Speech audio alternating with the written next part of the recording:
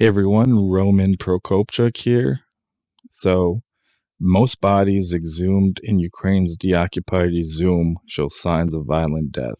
The exhumation of bodies from mass graves that appeared during Russian occupation started on the 16th of September in Izium, a key city in Ukraine's northeast liberated uh, part of the country.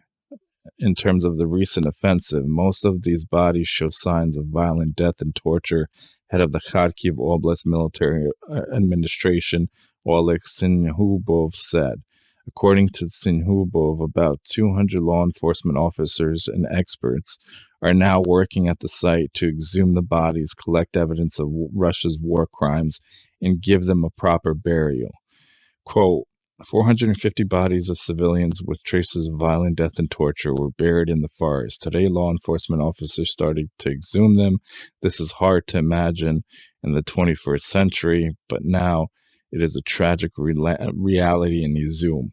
Most graves do not even have names on them. There is only a mark with a number. Among the bodies that were exhumed today, 99% have signs of violent death. There are several bodies with their hands tied behind their backs, and one person is buried with a rope around his neck. Obviously, these people were tortured and executed. There are also children among the buried, Syniehubov wrote. So, just like when we pushed the Russian forces out of the Kiev area in terms of Bucha and Irpin and found evidence of rape, murder, torture, and mass graves of civilians. Same thing here. So far, as mentioned, around 450 to 500 bodies have been found, or 500 or so graves. Now they're being exhumed. Some are mass graves, one of which had 17 17 Ukrainian military within them. So it's hard to talk about being of Ukrainian descent, or obviously having some kind of emotion, sympathy, compassion as a human being. It's not surprising based on the treatment of Russia, the USSR, the Russian Empire to its neighbors. Ukraine has suffered countless mass murders and genocides, artificial famines at the hands of Russia and the USSR.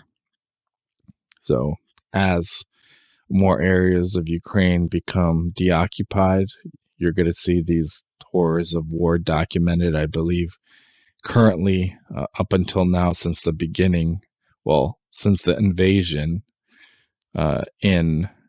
in the winter of this year, there's been about 30 or so thousand reported documented war crimes. Obviously, as we know, 2014 is when this whole situation started, and obviously before 2014 in history, it can be documented some of which have led to the death of millions, not thousands, not hundreds of thousands, millions of Ukrainians, like Holodomor in the 30s, where the Soviet Union straight took all the food out of that part of Ukraine. So the eastern part of Ukraine, where there were ethnic Ukrainians, Luhansk and Donetsk Oblast, removed all the food, where you've had, as a result, millions of Ukrainians starved to death.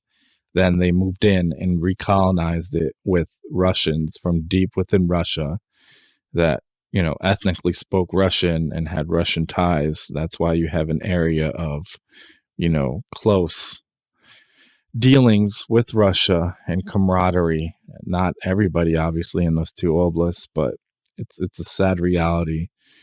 And as the days go by, more and more bodies and more stories are going to be told, some of which are whole families being dug up, mothers, fathers, children, entire families, generations wiped out of Ukrainians. And it's, like I said, it's needed to be discussed. It's needed globally because, in the U.S., the attention span is short in terms of the news cycle. And right now, the news is focusing on the elections, Trump, and everything else. But it's important to show other things going on that are impacting people around the world, and the Ukrainian population and other Eastern Europeans within the U.S., immigrants, as well as obviously those volunteers that went over to fight in Ukraine, U.S. former military people that are giving their time, donating, which is obviously greatly appreciated. And yeah, I mean, it's just a really tough situation. There is no Geneva Conventions when it comes to the Russian military in Russia. It's kind of like a horde pillaging from back in the day with no rules, no, kind of laws of war. Let's just do everything to instill fear on the population in order to subjugate them. And at this point, 2022, and the Ukrainian people aren't going to be subjugated. This is not, they're not going to negotiate. Only way Ukraine's going to negotiate at this point, based on all these atrocities and everything else going on, is if the Russian Federation moves troops out of all occupied areas, including those that were occupied right after 2014, and go back to the borders recognized before 2014. So Luhansk, Donetsk, and Crimea back under Ukrainian control. And Ukrainians in the world will not forget this behavior, this barbarism. And, I hope people stay awake and understand the situation, that this isn't just a war crime. It's, in my opinion, ethnic cleansing. Ukrainians have racial terms and derogatory things thrown at them all the time from Russians. Russians have specific racial slurs only applicable to the Ukrainian race. There's actually been intercepted phone calls that people are saying, are you bringing back chevrons of dead Ukrainians, bring back uniforms, and, join Wagner after you're done with your service and bring me back, a decapitated head. Like, it's just ridiculous. There's obviously some Russians that oppose and have different viewpoints, but a large percentage of Russians are programmed with media and everything else coming at them that they think this is okay. And Russia on the battlefield has shown it's incompetent. It's not a number 2 military or superpower. It's exposed a lot of weaknesses, and it's getting their teeth kicked in by a country that's 1/10 the size of them, that didn't go and invade anything, didn't do anything, wanted its own sovereignty and choice to do whatever and take the country in terms of a direction. And now we have mass graves to exhume from town to town, area to area that is being liberated. So it's quite sad in 2022 going into 23. But I hope the world sees for what Russia truly is. Nothing more than a greedy gas station of the world that wants to destroy its neighbors and eradicate their culture and ethnicity.